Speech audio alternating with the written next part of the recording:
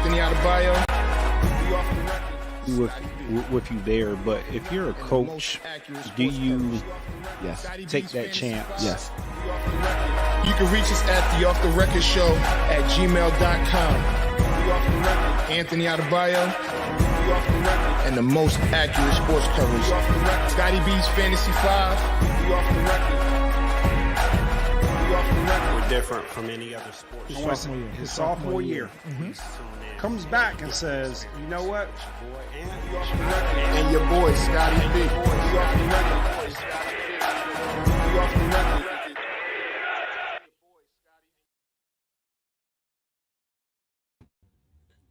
What's up? What's going on, man? What's going on? It looks a little different here. It does. It's a Wednesday. Different. Couch is more comfortable. No, it's not. That is comfortable. Man, it's Off the Record. I'm Anthony Adebayo. Boy, Scotty B. All right, man. We got a lot to talk about. What I will say is we will not talk about Caitlin Clark. Yeah, okay. You wanted to? No. Because I'm sick of here. I know it. Luckily for us, we record on Thursdays, Wednesdays or whenever we feel like it. But now I guess before we even get started, we gotta say rest in peace to Jerry West. Oh man, the logo. We gotta talk about the logo. Yeah. I was sad to hear that today. Yeah, that was sad news. I mean, he's done a lot for the game of basketball. You think about what he did with the Lakers. You think about what he did with Memphis, the Clippers, Golden State. Is like, he was a mastermind, a genius, and they lost an icon. So, I guess the last time I really thought about Jerry West, I don't know if a lot of people watched the Showtime series about the Lakers dynasty. Right. And I know that he didn't like the way that he was portrayed. Right. During that. It's a really good show. Really, really, really good show. But it basically depicted him as a man that hated losing. And for him to really live through being 1 for 9 or the one it was like 8 losses and 1 win. Yeah. And being the true, I guess, rival to the Lakers. Going up against those unbeatable Celtic teams and being the star player and really having just really good games, but your team just never had enough to get over the hump. So let me ask you this, right? And we'll get into more Jerry West. We'll talk a little bit more. Do you think that we put too much emphasis on championship rings in all sports? Oh, that's a great question. Too much emphasis on championships. I think that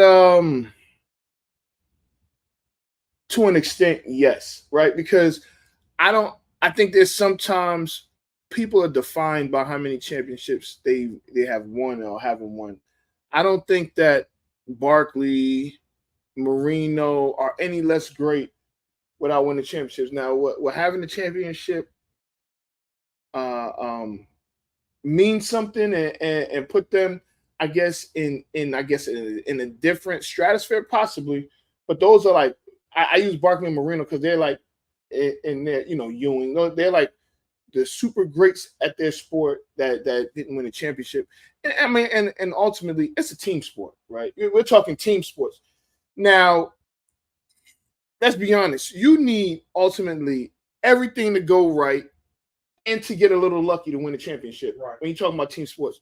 Now, if we're talking tennis, golf, boxing, things like that, where it's just you and you have to, and it's you versus another person, then I think that those championships would I'm not gonna say that Wimbledon championship means more than a Super Bowl championship, but when you have somebody that's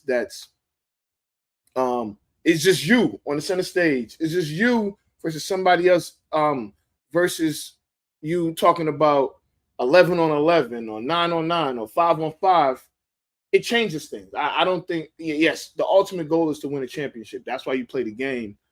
But I feel like it shouldn't define you whether you win a championship or not. So I think with Jerry West, most people. So Jerry West, he gets a lot of credit because he's the logo. You know what I mean? Like, so you can't say that like he's underrated or right. Like, he's not recognized. I mean, he's the NBA logo. But when I think about the NBA, I think of a league that really didn't get the recognition as a league until the 80s, right? Right. You know, so you have Bird Magic, you had their era, right? You know, they brought the NBA back. Mm-hmm. But it's a whole era that Jerry West played in, Bill Russell played in, you got George Mikan in, like all those guys, Right. Oscar Robertson, Elgin Baylor, like it's just that group of guys where the Celtics were dominant. Mm-hmm. You had dominance of the Lakers, and you had Jerry West that really pretty much played. And I don't want to say just dominated because that was Bill Russell, Right. But for all intents and purposes, he was a bad guy. Right. But it was pre-TV, so it's not really like tape a lot delay. of tape delay. It's not a lot of video, and I think in that aspect, and I've been guilty of it. We tend to discredit the guys that played prior to the 80s. That's true. I mean, well, you're right, and I think most people feel like most of the guys that played in those eras, some 70s, but if you played, like you said, prior to 80, 79, 80, that you probably couldn't play with the era of today or with in the 90s, and which, I mean, I think you could say the same in reverse. I think there's some guys that was playing in the 90s and like that would play today that probably couldn't play back then, not because of their athletic ability, but as the league is majority black. You got to think about like a social aspect of it. Would you be getting called? Would you getting called racial slurs every night affect your mental? And would you actually be meant? I don't know if the generation of today could be as mentally tough as Bill Russell. And so like for anybody that plays sports, that your mental is most of the game. If you're done mentally, it don't matter how good you are, you're gonna stink it up because there's something that's throwing you off your game, and then you got to figure out what it is that's throwing you off your game. So, well, he played in an era where college basketball mm-hmm. was the favorite, right? Right, I mean, most people didn't really watch the NBA. Right. They watched college basketball. So he just hearing like LeBron, hearing mm-hmm. Stephen A., hearing what Michael Jordan said, definitely Jerry West, the player, was well respected. What I know him more for, and I get that he's the logo, was he had an eye for talent.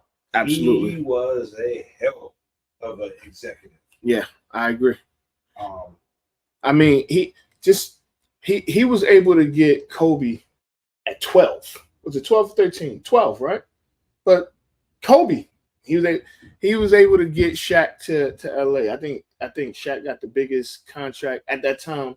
It was the biggest contract, largest contract in history. SGA.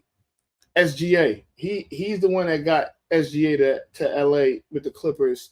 And from what I heard, they said that, they were the ones that kind of like they had like a wink deal with SGA and his peoples, and they kind of like sullied him, and like they kind of like brought his value down so they can draft him. Now I don't know how much of that is possibly true, but I could see that.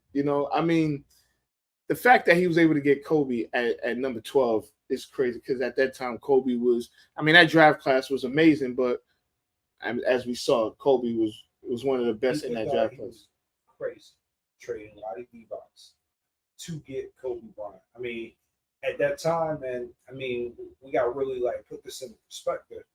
High school players just didn't come into the NBA. Yeah. Yeah. I mean, they still don't to this point, but you look at like Kevin Garnett, and I get it. Sean Kemp came in there, and it was came in the NBA, but with Moses Malone, yeah, it was some others that were prior to Kobe, but it was unheard of really to go straight to the NBA, right, from high school, and not only that, to give up your starting center to believe in one of the greatest players and to have that eye for talent. Here's another thing. He was like an executive or some sort of he was, I believe he was in some sort of an executive on the Warriors, and they were about to trade. They had just traded their big man, but they had just traded Monte Ellis, and they were gonna trade Klay Thompson. He said they were gonna trade Klay Thompson for Kevin Love, and they said that he said, if you trade Klay Thompson, I'm resigning off the board. I won't be a part of this organization. And he put that much fear in the upper management and those owners' hearts that they said nah. And then you see what happened with Klay and Steph and Draymond and all of them. So I mean, again, you're right. He got an eye for talent. He's about to. I don't know if you know this. He's about to go into the Hall of Fame for the third time this summer. So I mean, and we didn't even scratch the surface on it. Yeah. It seems. Yeah. I mean, like what he was able to do there. I think he was one of the people that told the Clippers to say, it's time to move on. Of course. Oh, yeah. Yeah. I mean, so his eye was his eye, and he was one of the best if not the best, as far as like scouting players and knowing how who to draft and who to sign and things like that. So, I mean, shout out to Jerry West. I mean, he question. I'm nervous. So this has been coming up a lot today. Is there an individual in any sport that has been more impactful to their sport than Jerry West? So one name that came to my mind, I want to see is more impactful or as impactful. Well, we'll say as impactful or more impactful, because you look at it, he's been playing like he was a college star at West Virginia. He had a really good pro career. Great pro career. Yeah, he's on the 75th all-time list. His time as an executive, I mean, his track record, I don't even know how many rings he was part of, because you got to count the Golden State. You got to count 2 Laker dynasties, because the whole Laker dynasty, it was the time with Magic, time with I mean the only one he doesn't really get credit for is the last one, the bubble, but up from 80 to 2011, 2010, something like that, he gets credit for all of those. So as impactful, I would say the first person I think of would be George Steinbrenner. Ooh. That was the first person I could think of that if you say in any sport. In basketball, absolutely not. In football, it's one that I keep thinking of. Ooh, John Madden. Well, it's two different impacts. Yeah, he was very impactful. Okay. No, I could see that, but I still think not Steinbrenner, but Jerry West was more. Go through Jerry West. You have to go to Jerry West because of his success as a player Mm-hmm. and the success as an executive. John Madden, he won the Super Bowl and he was a heck of a coach. Now, I do think that So Phil says Ozzie Newsome in football. He was pretty impactful. he was impactful, but not on the Jerry Not West Jerry level. West level. Not Jerry West level. I honestly, I think that I mean, you got George Steinbrenner, you got Jerry West, I heard Joe Torre. Joe Torre, the man. No, he's not even in that class. He's not, but the argument was he had a lot of success as a player, he had a lot of success as a coach, and then now his. But he wasn't. I don't think he's. You can't put him. So he's like the Ozzie Newsome. Mm-hmm. Like I think Joe Torre and Ozzie Newsome are in the same like. That's fair. I think Jerry West and John Madden are in the same stratosphere. But Because they were previous players. Is that why? I just look at. So nothing trumps being the logo. Well, the NBA is the only sport that has a player on their logo. Everybody else has the type of logo. Nothing trumps being the logo. Now, if it's one person that can maybe reach his stratosphere, maybe one day Michael Jordan. No, because he stunk as an executive. No, now as a player, yes, Michael Jordan as a player is very impactful. You know, still wears sneakers to this day. But I mean, so Michael Jordan is very impactful, right? As a player, his impact as a player is as impactful as Jerry West as an executive, right? I will say that. But he was so bad as an executive that you can't really put him there. I feel like. So between him and Magic Johnson was a better executive. He was a better executive, but where I'm going with this is from a branding and marketing standpoint of showing guys how to make money outside of the basketball court. I mean, the way that Jordan went about like his business off the court, he kind of paved the ways for the LeBrons, and the Kobe's, and I think that that's impactful for somebody to really be able to generate that much revenue. Even to this day, I mean, you just said it. People have on Jordans now. You know what I mean? Like literally, people are still buying Jordans, and he hasn't picked up basketball in 23, 24 years. All right. So Phil also says, what about Bill Belichick or Bill Parcells? I think from a production standpoint, you could almost put Bill Belichick in there, in the conversation. Mm-hmm. But from an impact, it's tough because again, right? You got to look at the success as a player, which is only 75 odd people in basketball that you even compare him with, right? Because he's on the top 75 team. That is true. You look at the executive, I don't know who anybody would consider a better executive than him. In basketball or in any sport, in any of the major sports? Okay, so in basketball. So in basketball, I think Pat Riley is. It's hard not to say Pat Riley. Okay, I mean, Pat Riley was good on the court. He had a really good college career. His NBA career was he won a championship, didn't he? As a player, he won with the Knicks. Yeah, but he's also under. Now he didn't win a championship with the Knicks. Did he not? Now he got to the championship in '94. No. I meant as a player. As a player, as a player, he won with the Knicks. Yeah, that's what I was talking about. As a player. So I would say that Jerry West, Pat Riley learned from Jerry West. I get that. I get it. And that's fine. So sometimes the student can catch or pass the teacher. I don't think Pat Riley ever passed Jerry West. I didn't say he Yeah, passed him, but I think that you pulled out a really good comparison.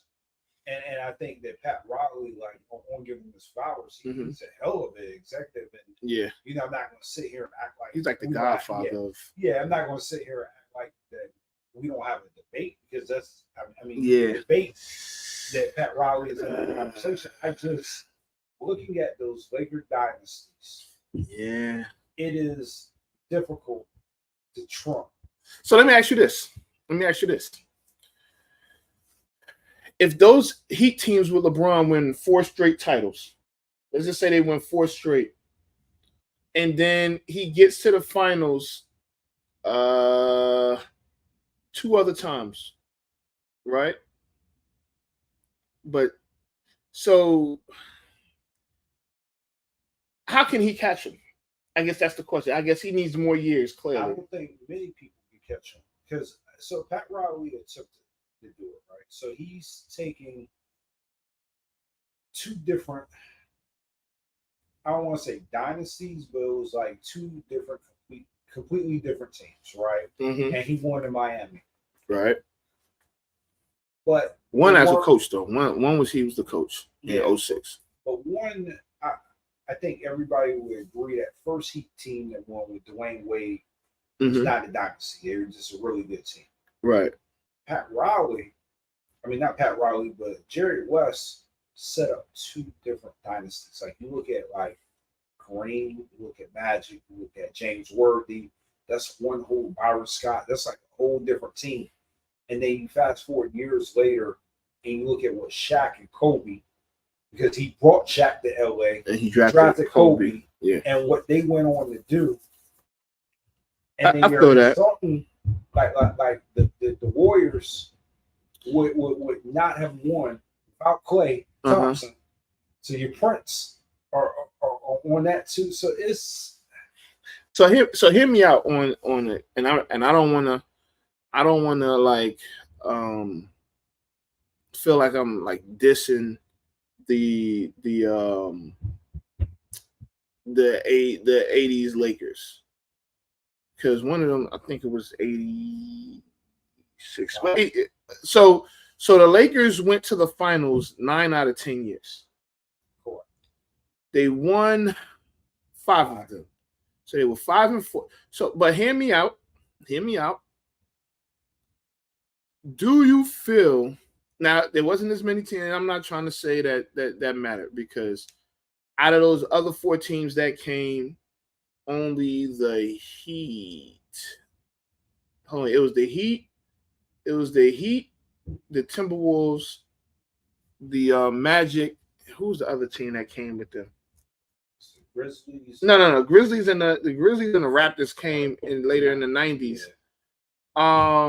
Who was the 4th team? I'm forgetting. So about 88. Yeah, so it was the Heat, the Magic, the Timberwolves, and I'm forgetting the 4th team. If y'all can remember the 4th team that came in the league with them to make I think at that time it was 28 teams, because it's 30 teams now. The Hornets. Thank you. So here, my thing is this: you had 26 teams. No, you had 24 teams. You had 24 teams in the league. This is after the merger with the ABA. Those teams that came from the ABA weren't that good, right? Your main teams, the main teams were the Lakers, the Celtics. You had the Sixers in there, the Pistons, for some time. Did I say the Sixers? Yeah, I said the Sixers. Those were the main team. The Trailblazers a couple years. And then you had then you sprinkled in some good Nuggets teams, and you had like some Cavs teams that were they were okay, they weren't bad, Then the Bulls ended up started getting good, but they weren't really that good. The Knicks were they were tough, but they weren't really. So you didn't really have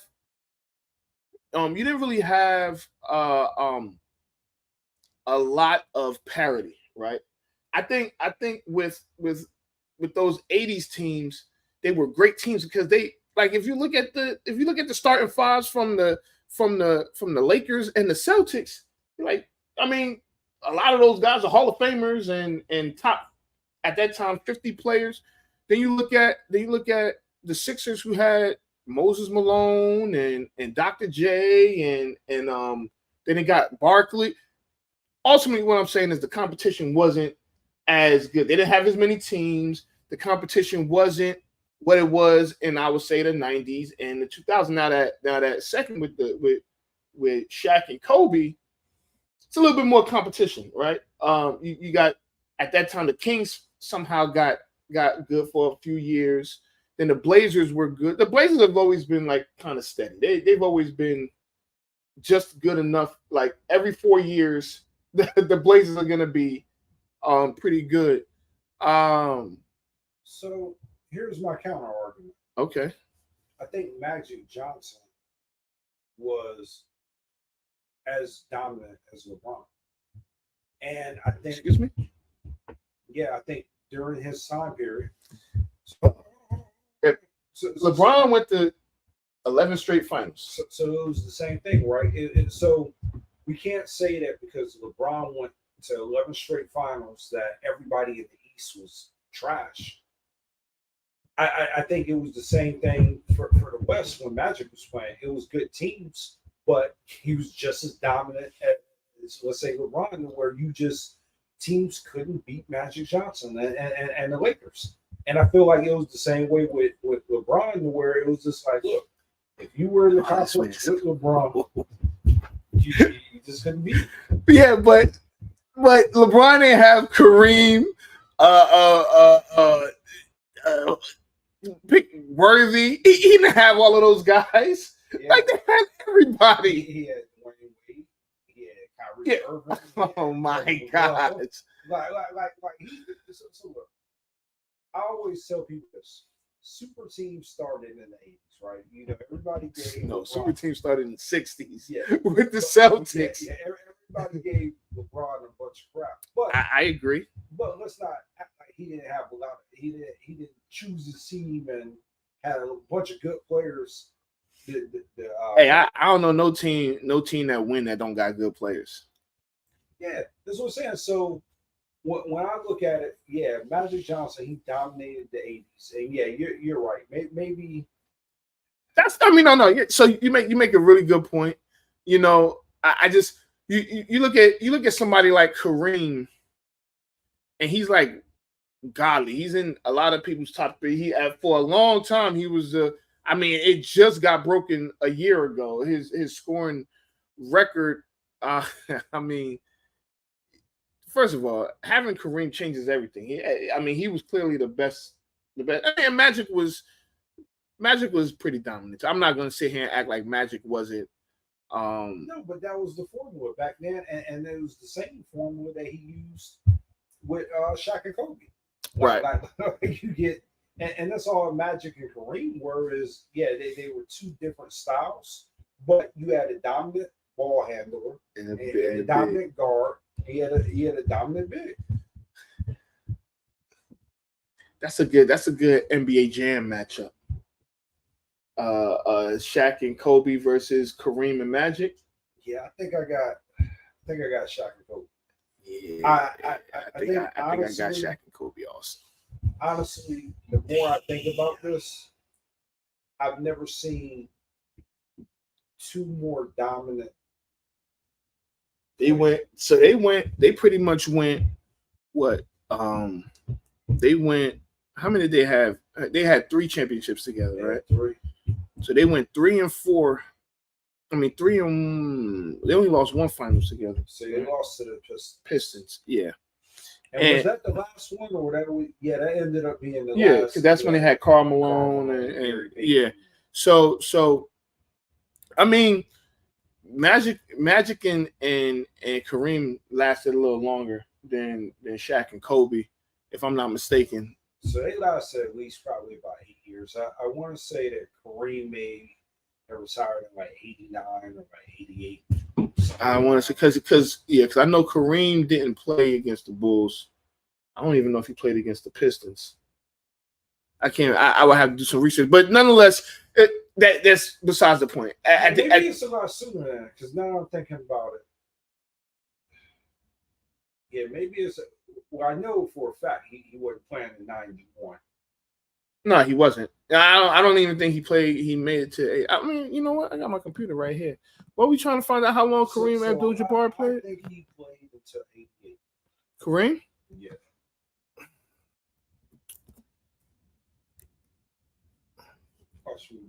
Way off. 88. Kareem Abdul-Jabbar played until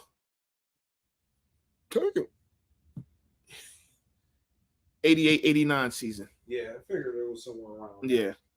And in that season, he only averaged like 10 points a game. Yeah, but that gives him and Magic a good solid 8 years ago. Yeah.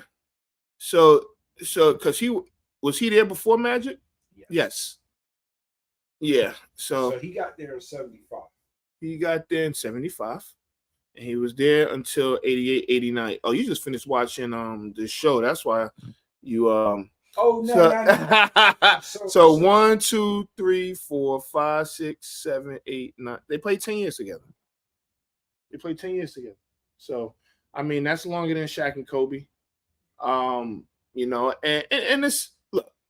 But to your point, they played 10 years together, but maybe those last 4. It was a little shaky with Kareem. That's fair. I mean, he was older. He was in 16. Well, he was in the league 20 years. So I'll say this: if I'm not gonna diminish what they did in the 80s, because again, you still got to win the games. At the end of the day, you got to win the games. And it wasn't nobody in the 80s going to try and roll over for those guys, you know. So I don't know why. You gotta, your thumbs is getting picked up on the MacBook, so on the camera, to give you the thumbs up and thumb, you know. But whatever, because if you do this, you get hearts, right? So, but anyway, there go the hearts. But anyway, I'm gonna turn that joint off eventually. But yeah. So, I mean, you got all sorts of variables when it comes to the 80s, 90s, 2000s, and the players, and when you're looking at the executives, then they were dealing with. I mean, they weren't really dealing with free agency, where they weren't dealing with free agency in the 80s. So they was just getting the guys. So I mean, again, Jerry West did a lot for the game, and clearly, he's the logo and everything. So he'll definitely be missed. Do you have a winner of the week? No, but I'll play this. I'll play it. No, you don't have to play it, because I was going to talk about stories a little irrelevant. I was going to talk about the whole Jet situation and Robert. No. So, I mean, we could discuss it a little bit, but I think that there is some football talk that I do want to talk about. Right. So let's do this. Let's start NBA Finals, and then we'll circle back to NFL. That's fair. All right. I mean, whatever. So what do you think, man? I mean, it ain't over. It's not over. I don't think it's over either, but I didn't anticipate Dallas being down 0-2. I don't have a problem with Dallas being down 0-2. I think that all it says is that Boston handled their business in the first 2 games. Boston's supposed to win the first 2 games. You don't think that Jason Kidd got a real out coach in the first 2? He's gonna make some adjustments. So here's I think the bigger issue is Kyrie played really bad. I think Kyrie played so bad that it affected the game. And then there were some calls in game 2 that kind of changed the landscape of the game. Could you say Jason Kidd got out coached? Yeah, but I don't necessarily think he got out coached. I think that game 1 and game 2, the team just played bad. I mean, Luka didn't even play good. So Luka had 1 assist in game 1, and Kyrie has yet to hit a 3-pointer yet. So he's just not playing well. And if Kyrie plays, but like I don't foresee Kyrie playing bad tonight in game 3. I feel like one, Porzingis isn't playing, and that changes that further. I didn't think Porzingis was going to come out and play how he's been playing, right? I thought it was going to take him some time to get, and he didn't miss a beat. So I do think the doubt impacted him, but the reason why I think Jason Kidd got outcoached is when Boston started to go small and put Jason Tatum at center, it started to create mismatch problems. And when they started to go against the hard screens, it puts Jaylen Brown on Kyrie, which is obviously giving him fits. It puts Jason Tatum on Luka, and I think Luka could play a little bit better, but that wasn't that bad. Yeah. But it definitely impacted their offense. And Dallas, I mean, let's be truthful. I mean, they played good defense in the playoffs. They're a much improved defensive team, but their offense has been lights out, and that's what's been carrying them. And they're going to need that offense against the Celtic team. And I mean, the way I'm looking at it too, Jason Tatum hasn't had particularly a good offensive series. Right. This series. Now, he's been doing some other stuff to where he's left his imprint in the game. Now, I wouldn't say that he's playing bad. Jrue Holiday is playing suffocating defense on Kyrie Irving. I mean, and I mean, we don't expect anything less of Jrue Holiday, but he's got to figure out how to get Kyrie more looks, how to get Kyrie more shots, and how to get Luka more shots. If he can't figure that out, he might be going down 0-3. Oh, listen, they go down 0-3, it's over. You ain't even gotta. It ain't even nothing you can say. If Dallas go down 0-3, the series is over. They may not lose game 4, but they damn sure gonna lose game 5. You know what I'm saying? Or game 6. So I feel like when it comes to the Celtics, I personally feel like the Celtics have more pressure on them than the Mavericks. Preferably Jason Tatum. And they had to talk about him winning finals. If it was me as a player, I could care less if I won Finals MVP. If we won the finals, who cares? So I'll say this. I have Dallas winning game 3. I have Dallas winning game 4.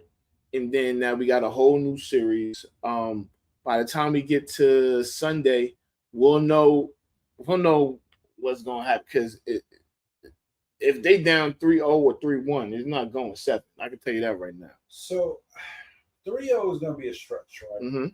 I have a theory, and it's a conspiracy theory. Oh, boy. I don't think the NBA likes sweeps. It's not good for business. It's not good for business. So if they somehow manage to sweep Dallas, it's not going to be good for business. So I see them trying to make this a game 7 type of scenario. We're not doing this, Scott. We're not doing this, yo. Yeah, I don't care what people want to see. Is one team better than the other? I don't think that the NBA does the NBA want a game 7? Absolutely. Like there's no doubt about it. I mean, that means more games. That means more advertising. That means more money.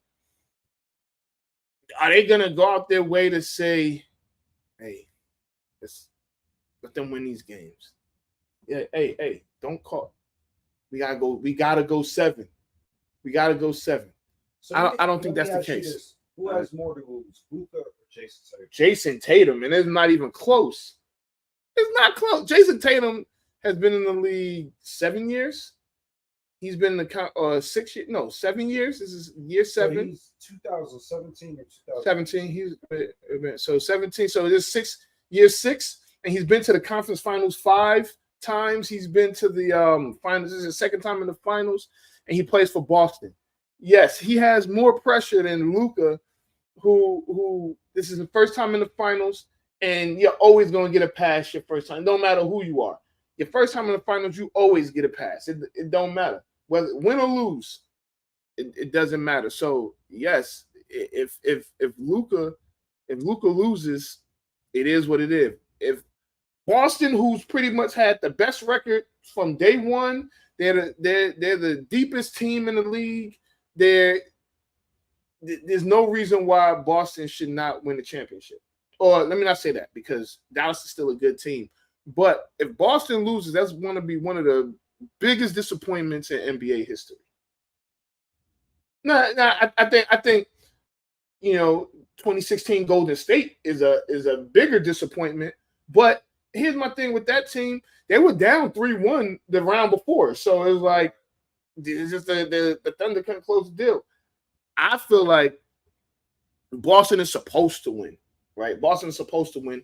They're the favorite to win the championship. They've been the favorite since October or since last summer. They've been a favorite. So if Boston doesn't win this championship, oh my gosh, we're gonna start hearing nasty talk about Jason Tatum. It's gonna be bad. If Luka loses, they're gonna be like, they're not gonna care. So what did you think about Jason Kidd saying Jaylen Brown was the best player in the Celtics? I don't think he's wrong.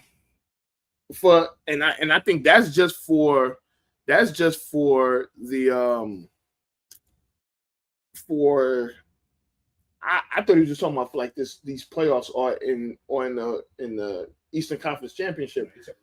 But no, I think Jason Tatum's been their best player in these playoffs.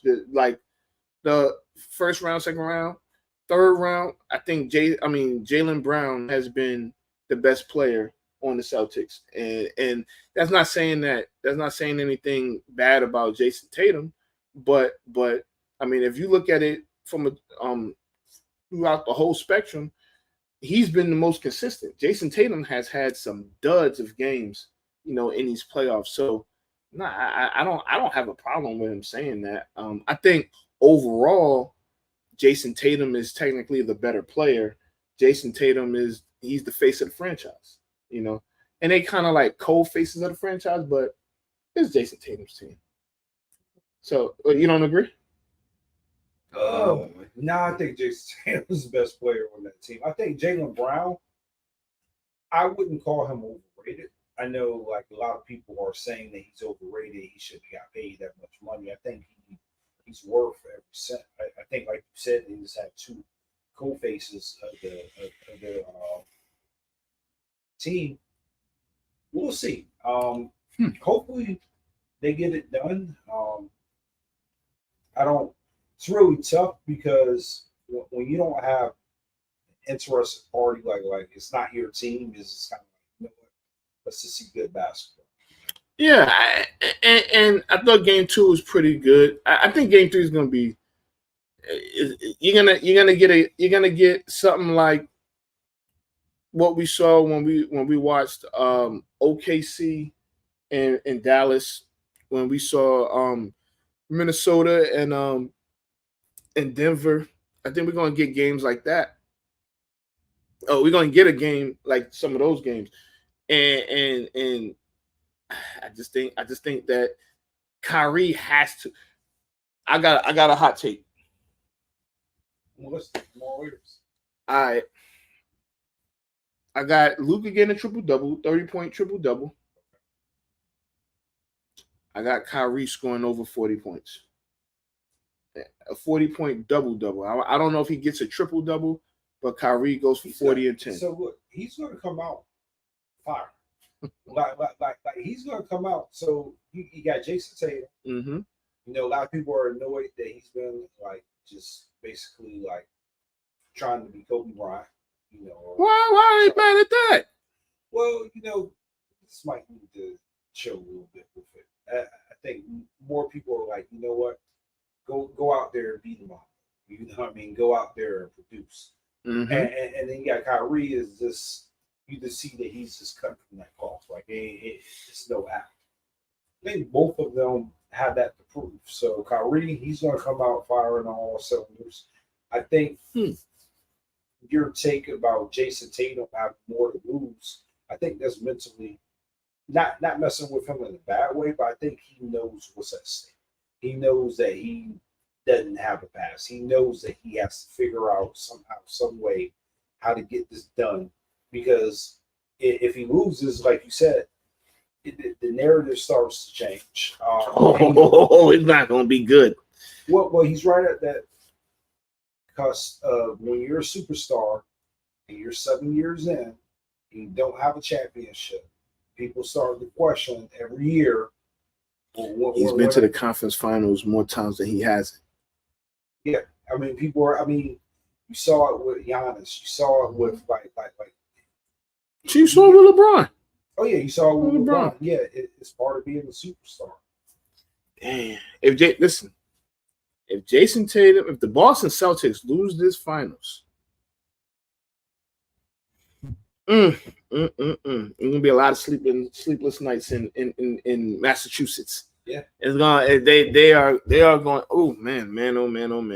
So, but we'll see. I mean, I picked Dallas to win the championship mainly because I don't like the city of Boston. I like Tatum. I like the players on the team. The one player that I was like that annoyed me is not there anymore, and that's Marcus Smart. I was like, he just. But Drew, I'm a fan of Drew Holiday. Jaylen Brown is an underrated superstar, and I think that if the Celtics win, he's going to win Finals MVP. Right? He's going to win Finals MVP, and people are going to start taking a notice about Jaylen Brown because what they don't know about how smart he is. I mean. Graduated in 3 years. He's like a rocket scientist or something like that. He's so and if you look at his background, he's during COVID. He was walking with the people. He does a lot. So I think that if they win the championship, they did say the brother used to be older. I think he had that saw that. Hey man, I did see that. I think Pim said that. Yeah, that's what I'm talking about. Yeah. Oh, smelliest or mustiest NBA player in the league. So, not to take away from him, he obviously plays hard. Maybe that's why he's so good. Nobody wants to guard him. No, I don't know, man. We're not about to do this. We're not going to do this. But I'll say this. I think that that Boston has a really good chance on winning the championship. And I do think that Jaylen Brown has put not only the league but the world on notice. I mean, you're in Boston, and you're the highest paid player on your team for now. I mean, after this summer, that's going to change with Jason Tatum. So I just think that like they both have a lot to lose. It's if they lose, it won't be me. I tell you that right now. It won't be me. But just be on the lookout. So we'll see. But I got the Mavs winning tonight. I got Luka 30-point double-double. I got Kyrie with a 40-point. I got Luka with a 30-point triple-double, and I got Kyrie with a 40-point double-double. That's a lot of points. So you wanted to talk football? Not really, but I'll talk football. I always like talking football. So I got a couple things. I don't want to talk about calling Brett Favre, Aaron Rodgers, because I think it's a little unfair that they're even making a big deal about this, right? Because he was at all of the voluntary workouts. He didn't have to be there. He was at so it'd be different if he didn't come to the voluntary and he missed the mandatory minicamp. He has something that was planned already. And it is what it is. If he gets fined $50,000, I don't think he would give two craps about paying a $50,000 fine, even though I personally don't think that he should be fined since he was at all of voluntary minicamp and OTAs. So it shouldn't be a story. I think that because it's Aaron Rodgers, they're making it a story. No, I think because it's the coach, they're making it a story. He didn't have to put that out there. Like, it could have been an excused absence. So you want him to lie? No. Man, you know what? You're probably right. You're probably right that he made it like, why, they asked him a question and he could have just, like you said it was an excused absence and went on about his day. Yeah, Hassan Reddick. I mean, the same thing. Like, yeah, he's got an unexcused absence. I mean, so it's things that you can handle behind closed doors, and it's things that you can handle in the media. But I tell you what, he walked that comment back. Yeah, I don't know if A-Rod had him on speed dial and was like, "Look, bro, I'll be there when I get there." And so it shouldn't have been an issue because he's been at minicamp. I mean, at OTAs all spring. I was listening to your boy Harry Douglas. That's my guy, man. Yeah, Harry Douglas is a good dude. Yeah, I was listening to him this afternoon, man. He said that after he made that announcement, Woody Johnson got on the intercom at the training camp and called him to the office. Total idea. That didn't really happen. Yeah. Nah. I was about to say, yo, what? Yeah, I mean, I'll say this. He probably could have used different words. He probably could have just, whatever. I think it's a story that doesn't need to be a story. Now, I'll say this. I was having a conversation with some people, and I was thinking about some things, and you may not agree, and it's about to be some Cowboys talk, so whatever. Before I even go there, let me ask you this. Do you consider Dak a top 5 quarterback in the league? Top 5? Top 5. He's definitely in my top 10. That's not what I asked you. No, so I'm thinking. Holmes. Okay. Joe Burrow. Okay. Lamar Jackson. Okay. Go ahead, say it. So I could say you're crazy. So I'm having a tough time not putting him. Yeah, I mean, he would be in my top 5. I don't really. Justin Herbert's not quite there yet. He hasn't had success. Okay. What about Josh Allen? You don't have Josh Allen? I got Josh Allen in my top 5. Yeah, you have Josh Allen over that?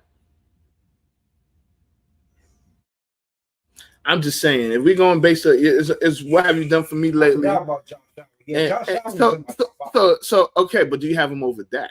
I mean, because we just saw last year. Yes, they won the game. It wasn't because of Josh Allen, but Dak, all the major statistical categories, Dak was better than him. So I heard an interesting take. Okay. Today. All right. Some feel that Josh Allen is going to have an MVP caliber season without Stephon Diggs. I can see that. He doesn't have the pressure of having to force feed him the ball to I can see that. So this is going to be the season for Josh Allen. And I'm not going to say that it's for him to win the Super Bowl, but right now Stephon Diggs says Josh Allen was trash before he got there. He didn't say that, but he's saying Trayvon Diggs said that. yeah, Stephon Diggs may not have said it publicly, but Trayvon Diggs did. Yeah, and I mean, statistically, look at it, and you go back and you look at the numbers. Yeah, before Stephon Diggs got there, Josh Allen he was on the verge of Bustville. Yeah. So Pause. That's yeah, great. Oh my God. Yeah. All right. But go ahead. I'm sorry. So he's got a lot to prove, right? Yeah. He has to prove that he can be the guy, which I think he is the guy without Stephon Diggs. Okay. If he doesn't have the level of success without Stephon Diggs, it's going to take a step back. And I think you have to put that over him as far as the rating. I think right now, honestly, they're very similar in production. I mean, I think honestly, if you swapped them and put them on each other's team, you would get similar success. I don't believe that if you put Dak on Buffalo that they'd be any better, and I don't believe if Dallas had Josh Allen they'd be that much better. Okay. So I'm gonna give you my top 5. And I just want to hear what you have to say. Okay, these are my top 5 quarterbacks in the NFL today. Okay. You want me to go back from 5 to 1, or you want me to go? So mine wasn't in any order. Oh, yours wasn't. I'm giving you an Yeah. order. So I'm going from 5 to 1. So 5, I will have 5. I will have Joe Burrow. 4, I will have Josh Allen. 3, I will have Lamar Jackson. I got Dak at 2, and I got Mahomes at 1. Now, if you want me to explain, I can, but I want to hear what you have to say about my top 5 in a particular order. So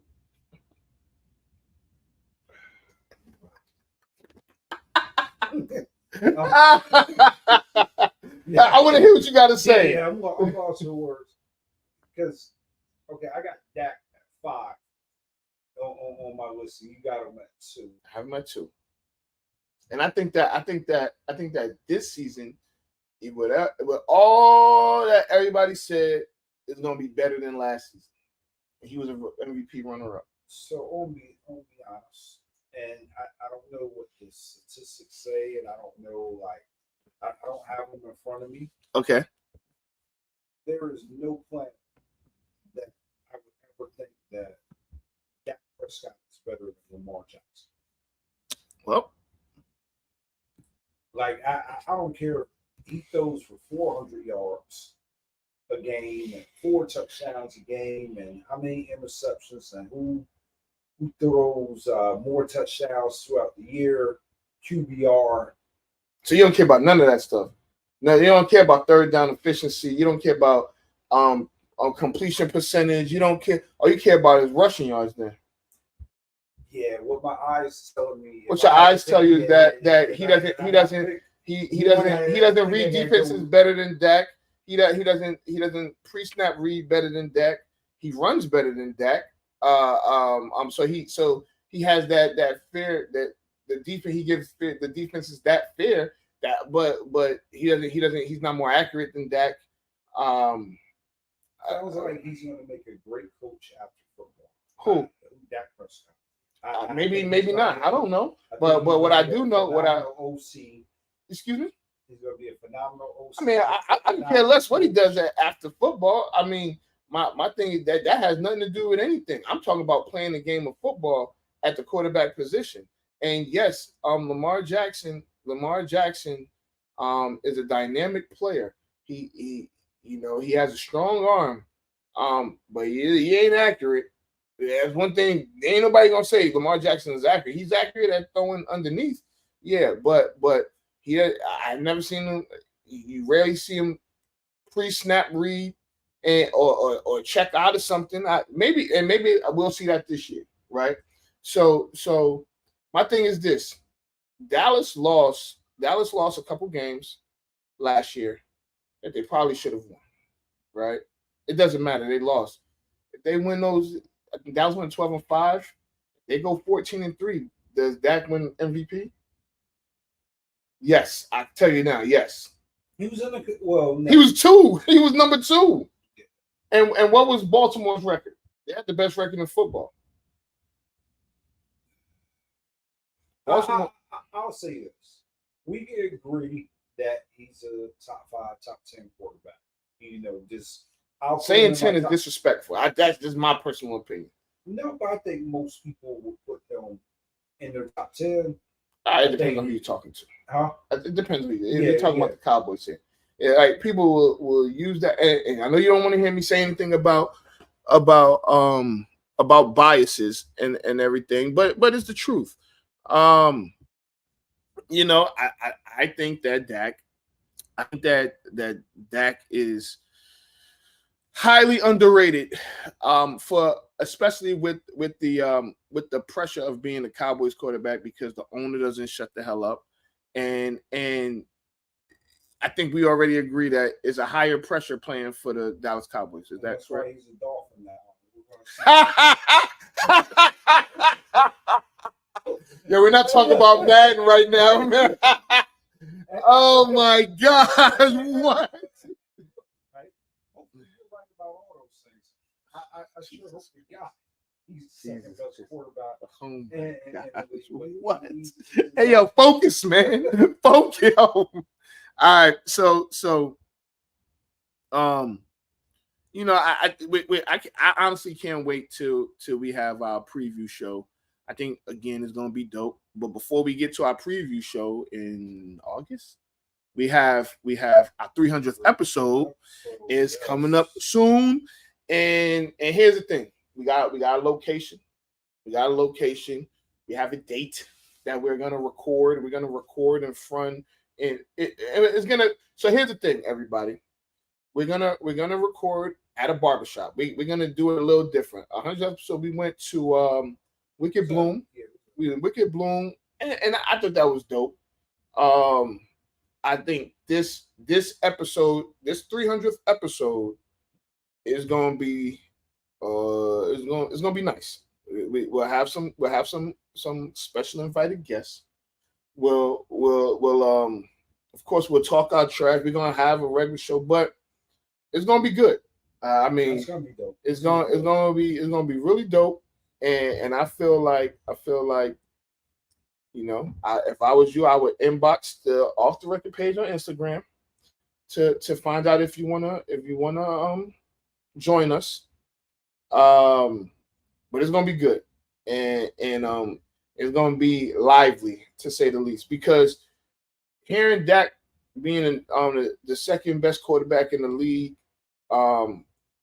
is, if you thought that was wild, wait till you see the 300th episode, because I got some stuff that I'm just saving, because I know we're not really talking about football right now. The finals will be over by that time. The draft, I want to say the draft will be over by that time, and it'll be Scott's birthday. So I mean, we'll have a good time. We may get a cake and just. Oh man, why not? You know, not. Oh God. And so, but nonetheless, I think that once we get there, it's gonna be good, man. 300. So 300. This is Sparta, but it's time to go. I'm ready to go. We got the game. Who you got tonight, man? I got Dallas. You got Dallas. I got Dallas too. I think Dallas is going. I already said what they're gonna do. Yeah. So, all right, man. This is Off the Record. I'm Anthony Adebayo. We out of here. He don't even care. He just betting away. All right, we out. We off the record. Anthony Adebayo. We off the record. With you there, but if you're a coach, do you take that chance? Yes. You can reach us at the Off the Record Show at gmail.com. Anthony Adebayo, and the most accurate sports coverage. Scotty B's Fantasy 5. We're different from any other sport. His sophomore year. Comes back and says, you know what? And your boy, Scotty B.